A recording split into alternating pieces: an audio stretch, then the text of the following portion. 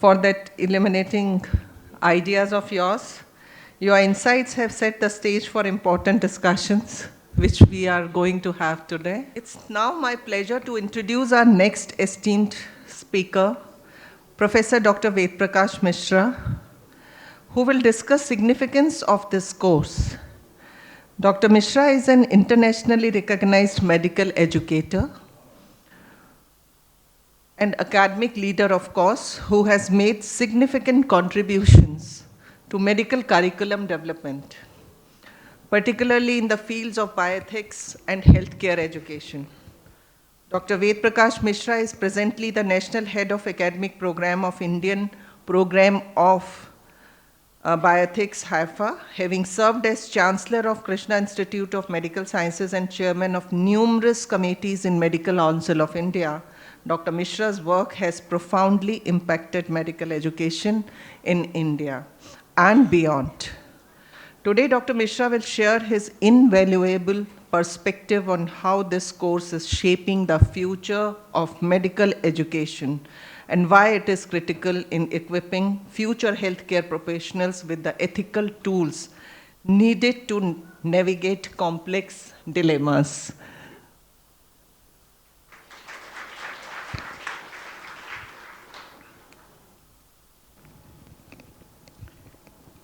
Honorable Pro-Chancellor of this esteemed university, respected Dr. Manoj Goyal ji, the torchbearer of bioethics in the global parlance, my friend, philosopher, guide and mentor, Professor Russell D'Souza, my Secretary General of Association of Medical Educators of India, respected Dr. Mary Matthew, my esteemed brother, whom I have always looked up to,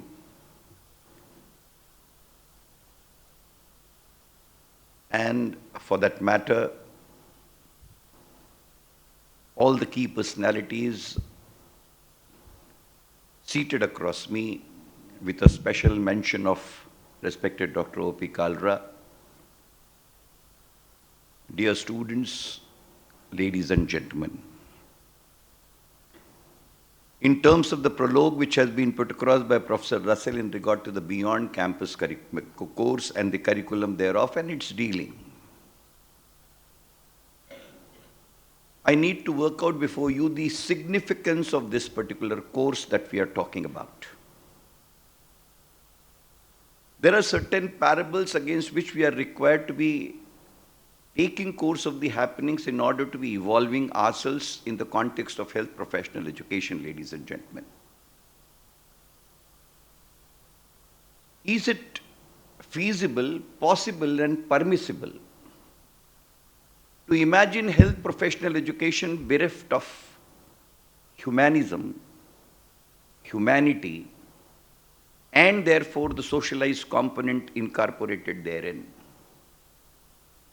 If you look at the entire historicity beginning from Hippocrates' time, the humanism indoctrinated in the entire profession did not warrant any separate discussion.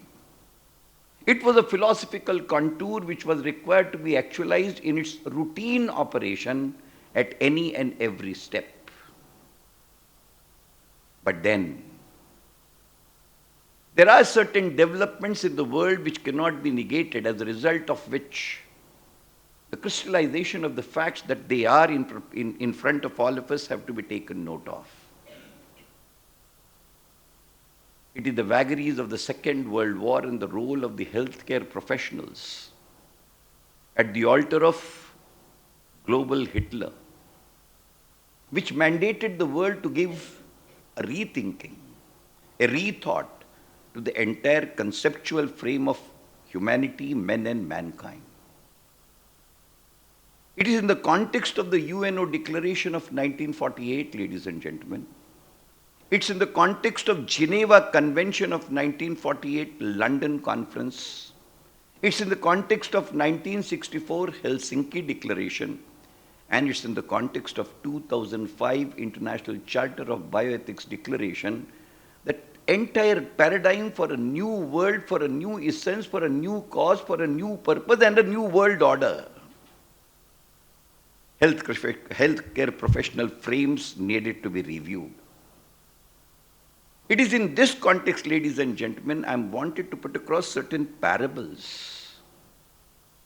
Not that the ethics was not incorporated in your and my courses, but then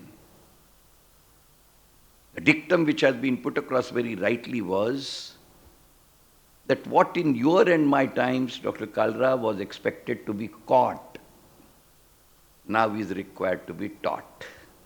This is the basic difference which has to be taken note of. Why? 1930, Professor Russell, Chicago Conference, one of the historical conferences which brought out that gradually humanities in terms of its operation is getting eroded in the healthcare practice. And I'm referring to a point which is much before the Second World War. And therefore, in the context of the happenings over a period of time, with a significant reference to the Belmont report of 1979, the world came to conclusion unanimously that ethical component for the purposes of inculcation, indoctrination and operationalization of human values which are mandated in the health profession, they must be required to be incorporated in the curriculum frame of education as a whole, which ought to become a matter of subject for teaching, learning, assessment, progression, whereby the complete required orientation of the learner is put to. Why I am raising these flags, ladies and gentlemen, why I am raising these milestones? In order to make it loud and clear, it's not an accidental propagation of a wishful thinking that is being put across. It's a need. It's a necessity.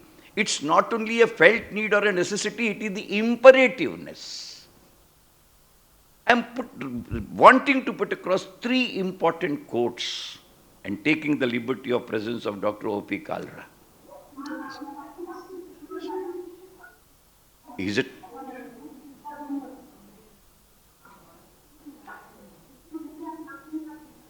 it not a fact that father of modern medicine, William Osler made, I'm putting three statements made by him. Number one, quote, listen to the patient. He will give you the diagnosis, unquote. What does it mean? Second quote which I'm wanting to put across.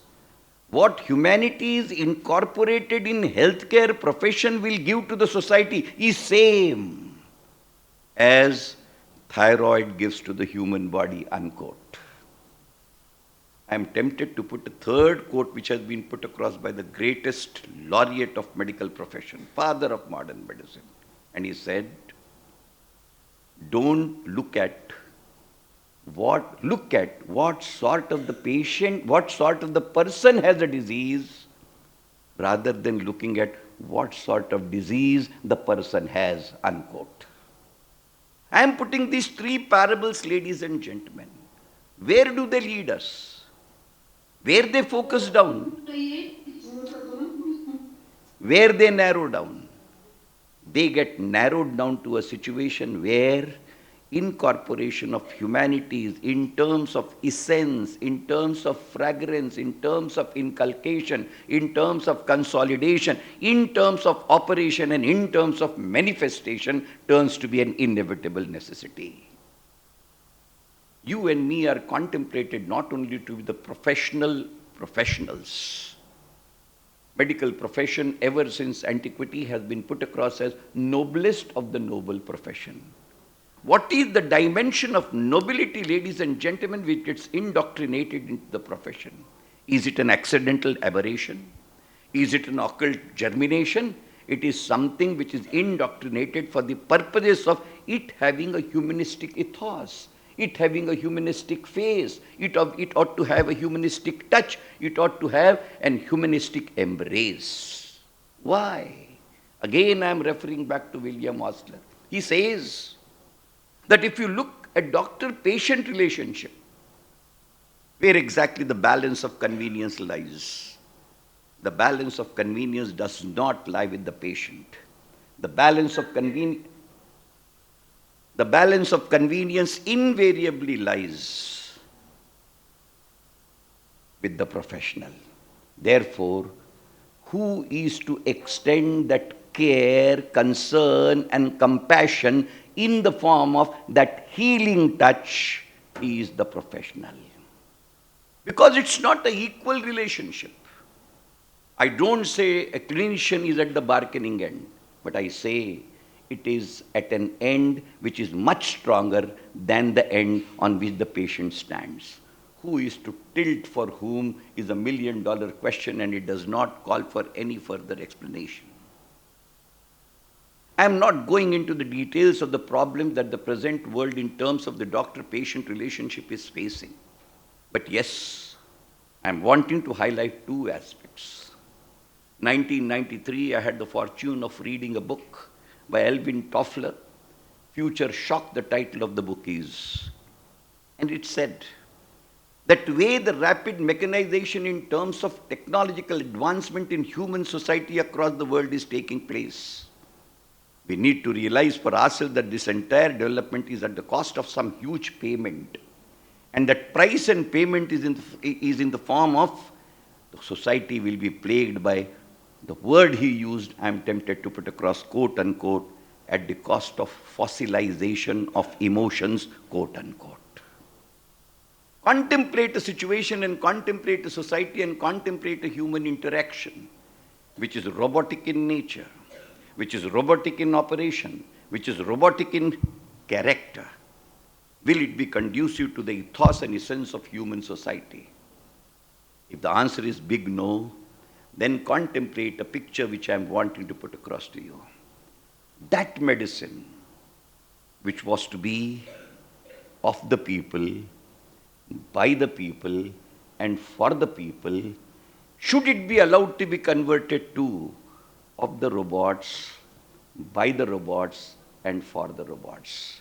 The stake which I am wanting to put is very loud, clear, and simple.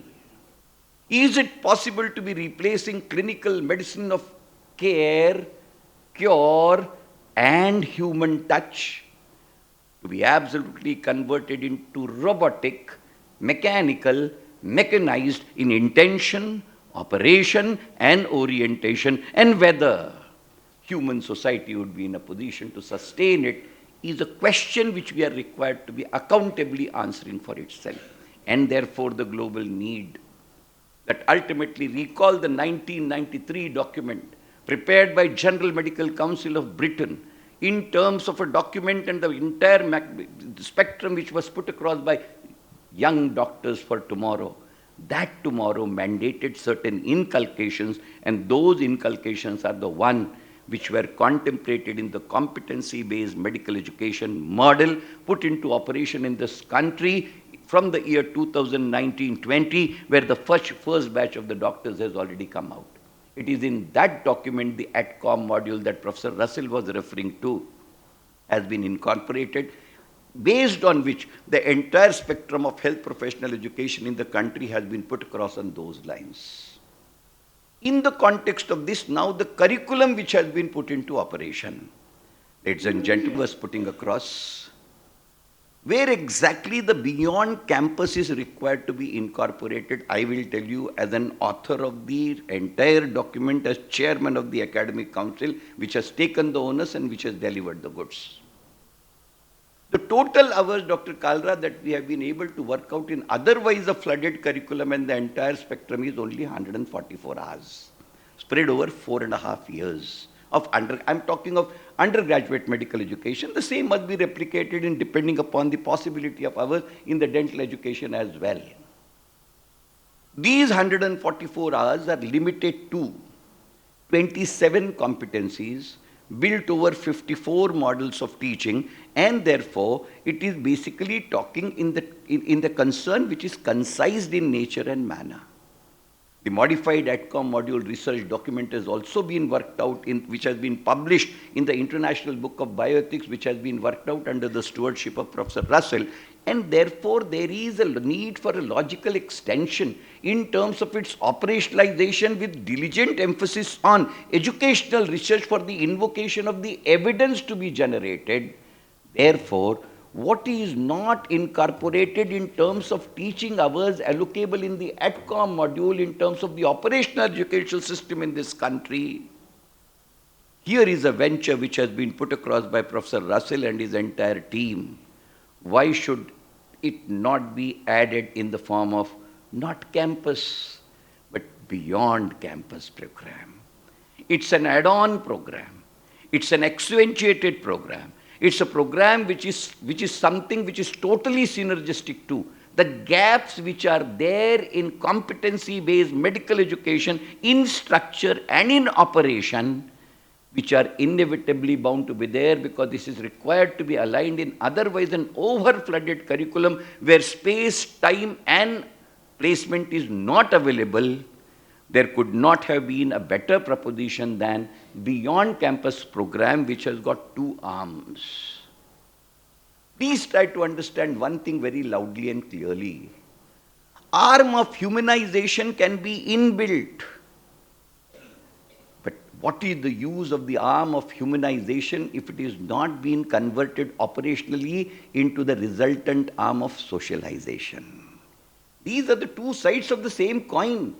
I am in a position to put it across very candidly, ladies and gentlemen, the limitation that we are venturing into the CBME program is that we are able to demonstrate only the humanized part of it. But where exactly will be the socialized part of it? Because the two arms of the profession have to be harmonization between humanization and socialization. It is these two counts in terms of their integration, in terms of their meeting point, in terms of their operational point, and in terms of real life setting learning. What is not there in the CBME, I will give you one example and that should be good enough for you to understand the scope, mandate, relevance and significance of beyond campus program. The objective that we have set across is competent, confident, concerned, and compassionate registered medical practitioners. As an author of the ATCOM module, I can tell you where exactly the limitations are. We talk of compassion. Have we ever been in a position to understand what exactly compassion is? What are the contours of compassion? What is the mother genesis of compassion? What exactly is the level of compassion? And what exactly is the translatory domain of compassion? Ladies and gentlemen, beyond campus program is in a position to demonstrably put across that the mother repository of compassion is the most unwanted, undesirable thing, and that is pity. Pity is the mother of compassion. Primarily, it is the sense of pity, but then pity does not serve any purpose.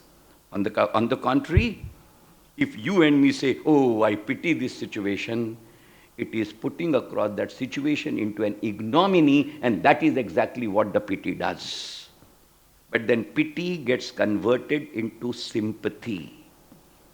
The mother repository is pity.